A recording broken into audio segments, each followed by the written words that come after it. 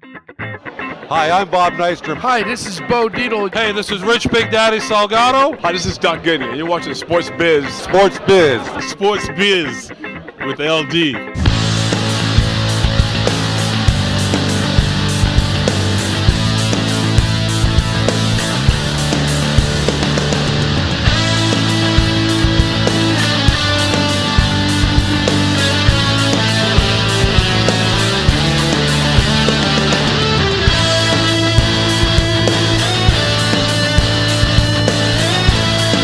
Sports fans, this is SportsBiz with LD. Welcome to Sports Biz with LD. I'm your host, Larry Davis. Brought to you by the Rampart Insurance Group. For all your insurance needs, RampartInsuranceGroup.com.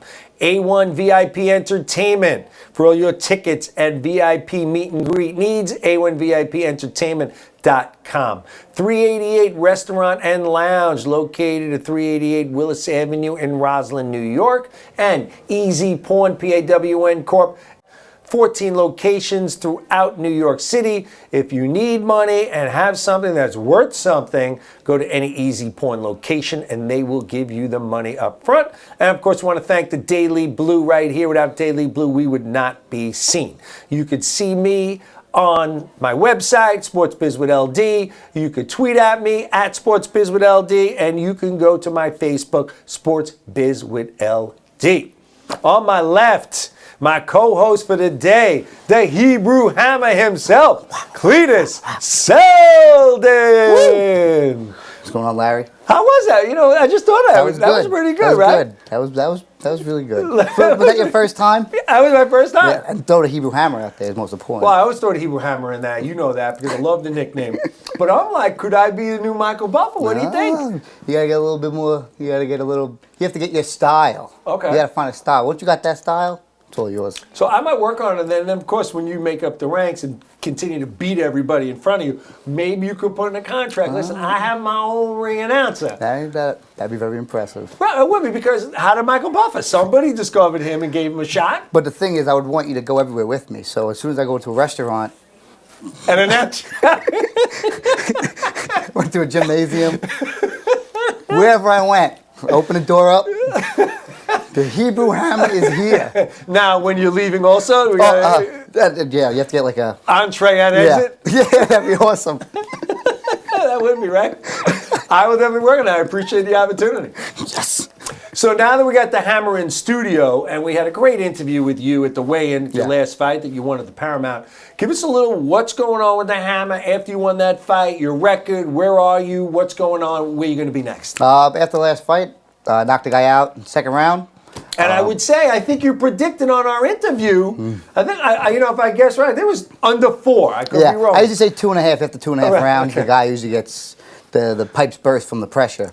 After that fight, after that knockout, Harold Letterman tweeted, Cleetus Seldin proves again to be the strongest 140-pounder in the world. Harold Letterman, in case people don't know, on HBO, he's the guy that he was a guy for many, many years. Mm-hmm. He's on HBO. They go to him in between certain rounds. And what's your card, right? He's the guy that does the scorecard for them, right? He's the unofficial scorecard. Unofficial scorecard, right. Next fight's coming up December 20th at the Paramount in Huntington. 10-round main event. And I was told there's supposed to be an NABO title in there. So after this fight, hopefully I get ranking. And then I was told February 27th, ESPN, main event, 10 rounds in the bag. Wow. So you just got to keep winning. That's all you got to do. Stay in shape and keep going. And most people say, oh, you're fighting so early in between fights. I'm in shape. Give me a couple weeks. I'm just on to the next one. So let's talk about that, because you're right. Because in the boxing world, it's always been, people would say that you have to wait X amount of time. So first question is, what is the X amount of time that it's always been that way? What would they say? From what I've seen, 3 fights a year, 2 fights a year. Like Floyd Mayweather's finally fighting 2 times a year. He hasn't done that in many, many years. Pacquiao, when was the last time he fought? One time a year. I don't remember. Especially top fighters. Danny Garcia, all those guys, like once, maybe twice a year, you'll get those guys. My contract, I just signed one. I want to fight 3-4 times a year.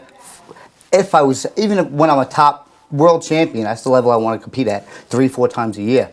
Right now, I can fight every 6 to 8 weeks. I'm in shape. I stay in shape. As long as I'm not injured, I'm ready to go. And that's the best way for me because I can stay in shape all year round. Because if not, everybody wants to take you out, buy you a drink, eat some food, get fat, and you're like, oh. And get announced by me every time you walk in any of I'm these like, places. hey, there comes the fat hammer. So then explain to us also how it works. So you want to get into boxing. What's the first thing you need to find? Someone who'll manage you and put up money? Do you need to find a promoter? I mean, how does that work? First, you got to start off going to an amateur gym, amateur boxing. Golden gloves? You want to fight golden gloves. You want to fight there about 3 years. That's what I did. I fought there 3 years. Other kids I known, 7, 8, 10 years during the amateurs. By the time they go pro, they're a little worn out. They get to that amateur style also, the point scoring system.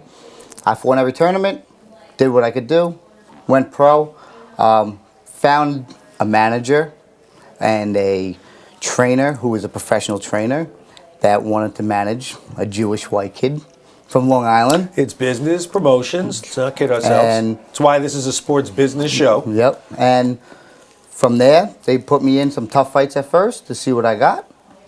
Did pretty good. Next thing you know, Long Island started having some shows, put me on it, got signed by a promoter, and then from there on, I built my fan base out of my hometown, my home city, and it took off from there.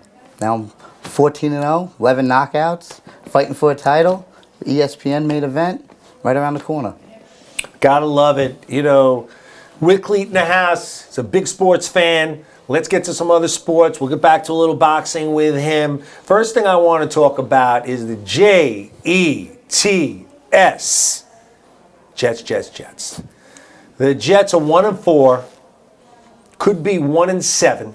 They're going to be facing the Broncos this Sunday. Before we get into that game, I got a couple of clips from a couple of, personalities here in New York. Let's go to the first clip, Boomer and Carton. Let's see what Boomer and Carton said. I think it was Monday right after the Jets debacle from Sunday of the 31-0 loss to the San Diego Chargers.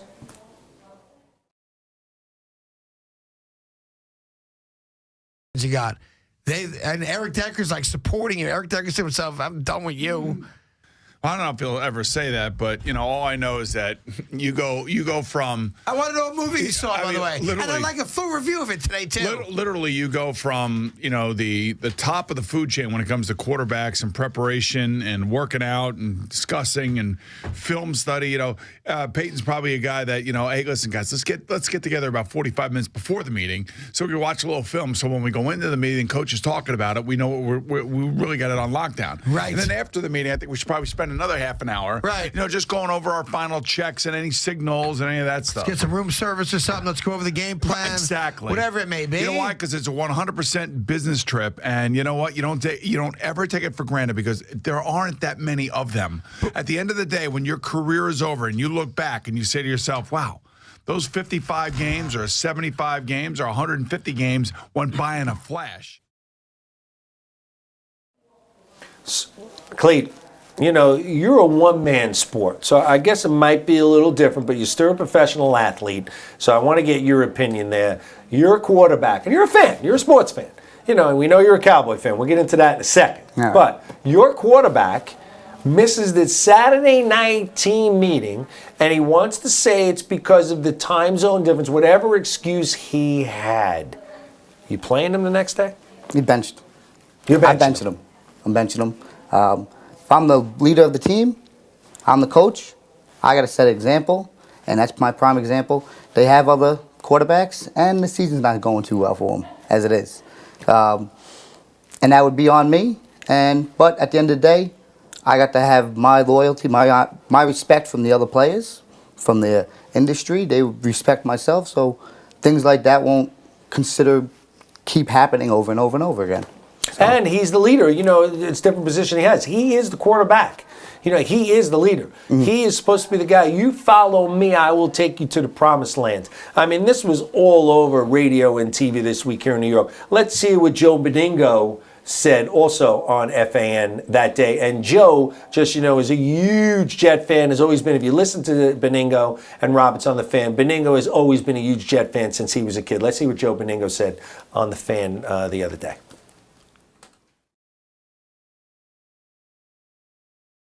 I don't know what words to use for the embarrassing, disgraceful, non-competitive performance that the New York Jets put in yesterday in San Diego. I mean, it was absolutely disgraceful, and everybody deserves blame. Everybody. You could start with whoever you want that was on the field yesterday.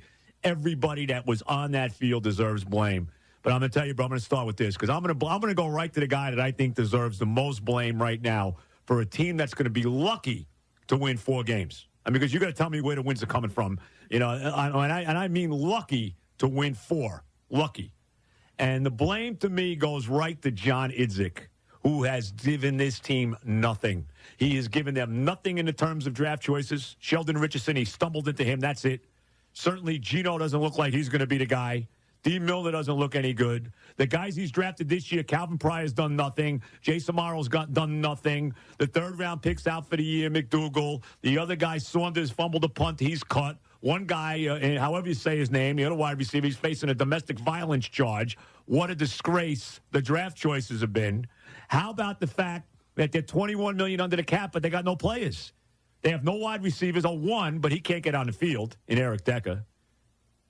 No cornerbacks. Dimitri Patterson was a professional corner. Are you kidding me? $21 million under the cap. They got no cornerbacks. They got no receivers. They got no nothing. They stink. Right now, the Jets are as close to a non-professional football team as you could have in the NFL. I don't know how they beat the Raiders. They couldn't beat Jacksonville right now. They stink. And to me, it goes right to John Idzik. Now, is it John Idzik being an inept general manager? Well, so far, that's what he is to me. Or is he just trying to stick it to Rex? Because I'll tell you right now, if I got a choice between Rex Ryan and John Idzik, I'm taking Rex every day of the week. Idzik set this team up to fail. It's a joke what they are. And I'll tell you right now, I am absolutely embarrassed. And I've been this way a lot of times in my life as a fan of this team. I am embarrassed to be a Jet fan right now. Embarrassed. Embarrassed. I mean, if you're a Jet fan, and I know you're a Cowboy fan. Whoa. Okay. Get it out. If you're a Jet fan, what do you think of what Benigno said? I had someone sleep over my house the other night, last Sunday. Jets are playing. Wake up 3rd quarter. She's passed out, facing the other way. She said she just gave up on him. And she literally is a diehard Jets fan. And I literally posted a picture on Instagram. When the Jets play, the fans go away.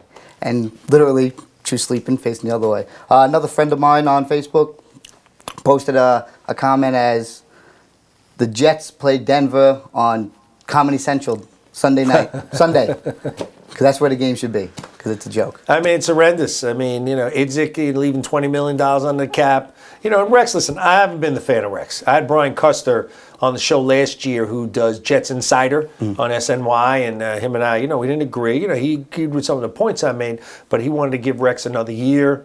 I don't really see it. All they talk about is Rex and his defense. What about this defense? What's so great about it?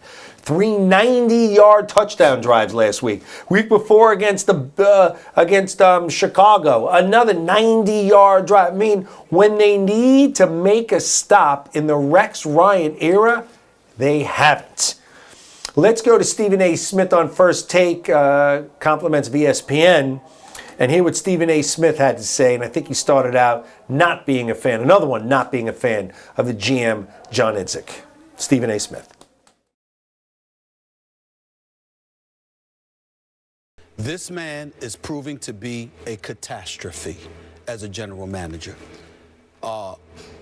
Indicative of somebody who was the 4th or 5th choice or whatever it was for Woody Johnson to get the job. The only thing this man has done right is draft Sheldon Richardson.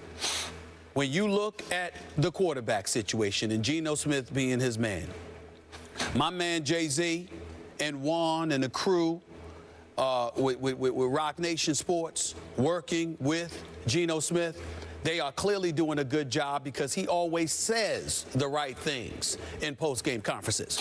Somebody needs to look Geno Smith in the face and say, damn it, that's the only thing you're doing right. Another strong set. I mean, you're not going to find anyone who's defending the Jets. anything about the Jets, even the diehards like your girlfriend or whoever it was, or the girl who was with you the other day. I mean, nobody could sit there and defend the Jets. And then you look at the next 3 games they're going to play the Broncos. Here's my take, by the way. I'll jump right here to the Broncos before we get back to Stephen A. Smith. You know why I think the Jets have a chance to beat the Broncos? Because everybody counts them out. Exactly right. Because every single person in America is saying the Jets are going to lose. That's why. Yeah. Let's get back to Stephen A. I think he starts talking about Geno, saying that he has very, very small chance with Geno. He believes Geno has a very, very small window. I don't agree with Stephen A. on this. I think the Geno era should be done. Let's go for Stephen A.'s comments, and I think he starts out talking about Geno Smith, the Jet in battle quarterback, who, by the way, today's Geno Smith's birthday, just so you know. Okay, let's go to Stephen A. Smith.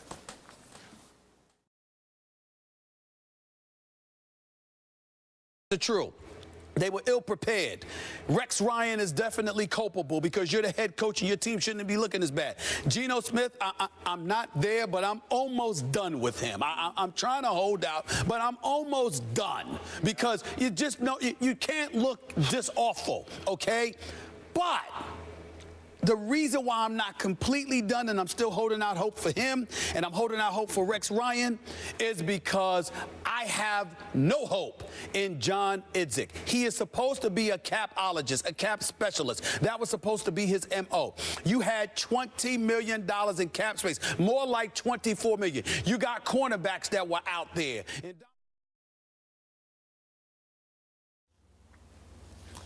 He's another one. So now we got him agreeing with everyone else. And then we got one last one. We got to have the Pope, Mike Francesa, and then you and I get into other stuff. I'll give you Bill Parcells' comments, and then we'll move off the Jets. But let's just see what Francesa said about the Jets.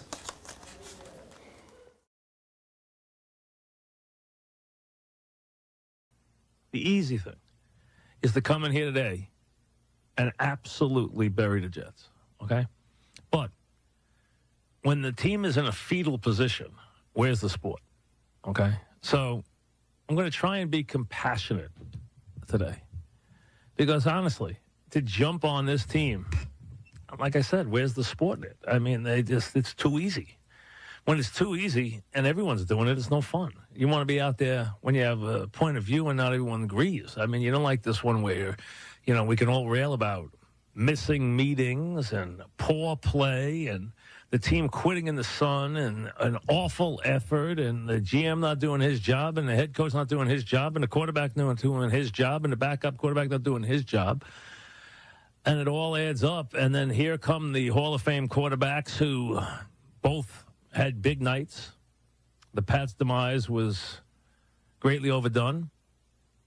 Manning had a record-breaking afternoon in Denver. So when they're both up next against the defense that was absolutely lost and still can't find Gates in the red zone, I think he's free again. And what you have is a awful.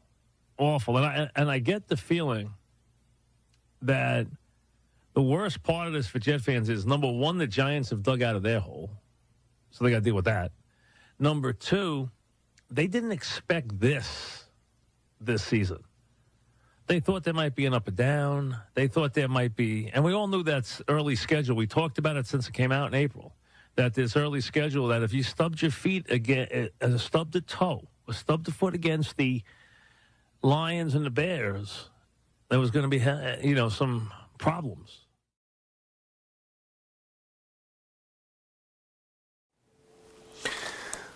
Bill Parcells said, I love Parcells. He was a Cowboy coach, but he's really a Giant coach. He won a couple Super Bowls with us, just to remind you.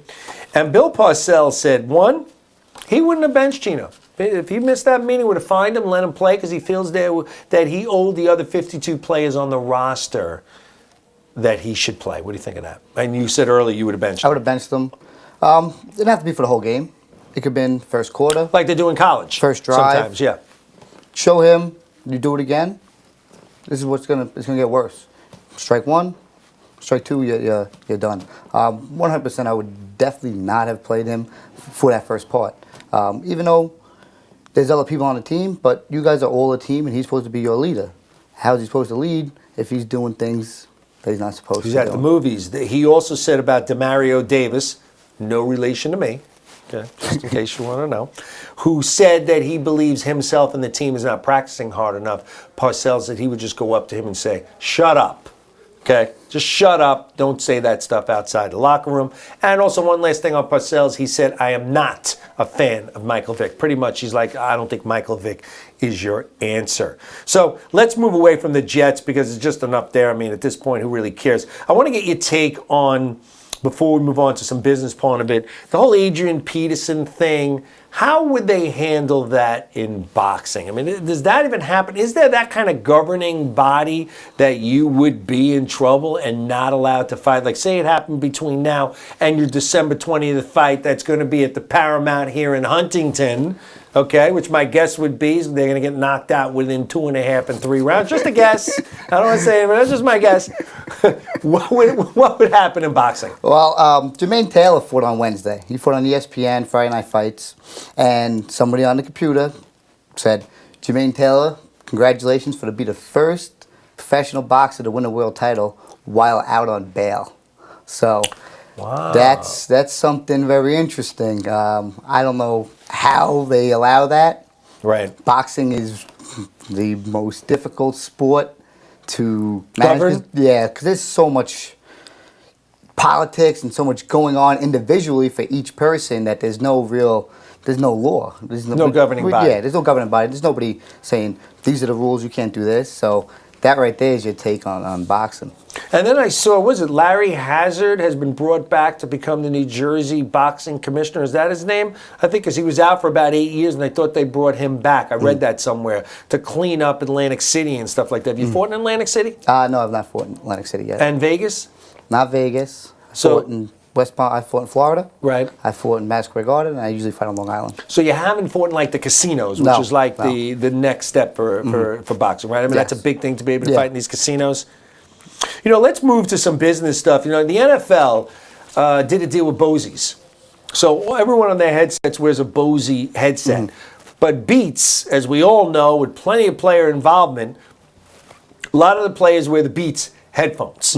And you saw Colin Kaepernick wear one on the sidelines of the game last week, and he just got fined for wearing a pink Beats headphone. What's your take on that? Do you think that the players, like say you, again, you're a professional athlete, would you say, oh no, I can only wear what they tell me, or are you going to do what you want and not care about the fine?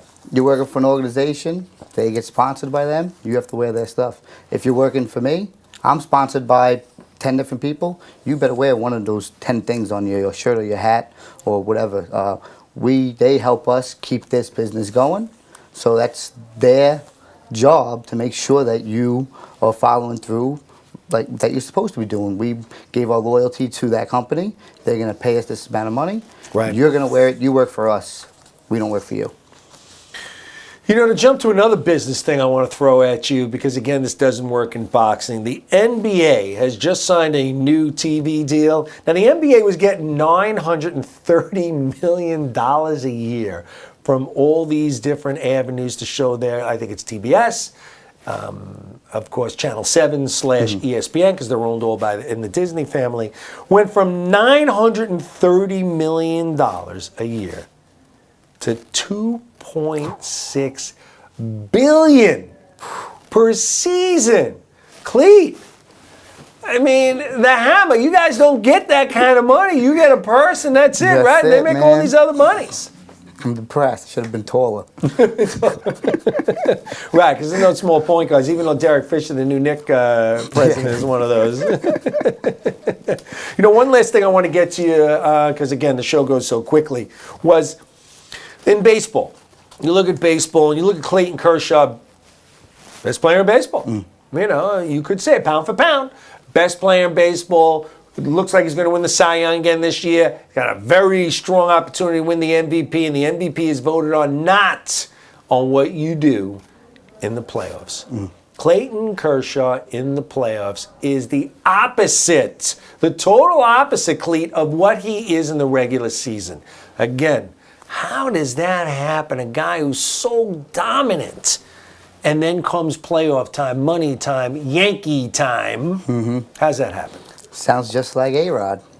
Sounds just like some players, they can just be able to especially what happens a lot in boxing, was a lot of fighters that I meet, they are fantastic gym rats. They can fight in the gym, no problem. You get them in a fight in front of a crowd, they are the worst fighters in the world.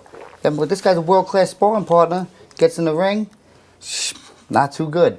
Me, I'm not the best practice player. I'm just not the best. Like Allen Iverson? Yeah. Practice? Well, I practice, and I go there. I go through the motions. I learn my stuff, but I'm not trying to kill the other guy, even though everybody wants to kill me. But at the end of the day, as soon as those lights go on, I fight like it's the greatest feeling in the world, and I want to put on a show and entertain everybody. And not too many people that I've met have been able to do stuff like that in boxing. Ricky Hatton's probably one of the last ones that I know of. Like, he can come into the ring, and everybody's like, wow, this guy can put on a show. In any sport, boxing included, I know you're a big Derek Jeter fan. Who's your guy? Who is the guy that you're looking up to that Cleetus Seldin wants to achieve to be? It's funny. My two favorite athletes is Lance Armstrong. Wow, most people wouldn't be saying that. He's one of my favorite athletes. He's a guy who did what he had to do, got where he did, had cancer, whatever. And Kelly Slater, the surfer. The all-time greatest surfer. A guy who became rich, famous, everything. He doesn't even own a house. Stays at the waves, bounces back and forth to people's houses, and that's how he lives his life. And that's the way you got to do it. That's the way you want to do it. Clee, tell everybody where they can find you, all that good stuff, where they can buy tickets to your next fight, where I'll be, I'm sure, at ringside, sitting right there in the front row where I belong. But tell everybody where they can find you and all that good stuff. On Facebook, it's Cleetus Seldin. My Facebook page is Cleetus the Hammer Seldin. My Twitter is Cleetus Seldin. And on Instagram, you can find me as The Bear Jew USA. And or you just put Cleetus Seldin in. It's up to you. And now, also, let's not forget, Joe DeGuardia, Star Boxing, is your promoter. Yes. So let's, of course, it's amazing how quickly the show goes. I got to thank my sponsors. Rampart Insurance Group for all your insurance needs.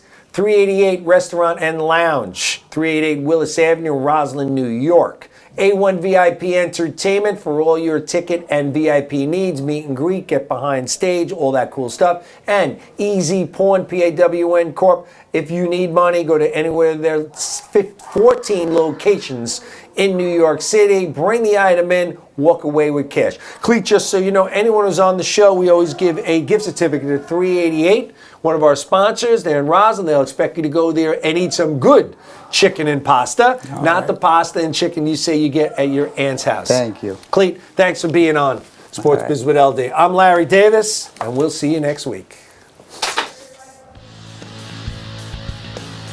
SportsBiz is sponsored by the Rampart Insurance Group for all your insurance needs. Special thanks to MintPros.com. Brought to you by the Daily Blue Network. Sports fans, this is SportsBiz with LD.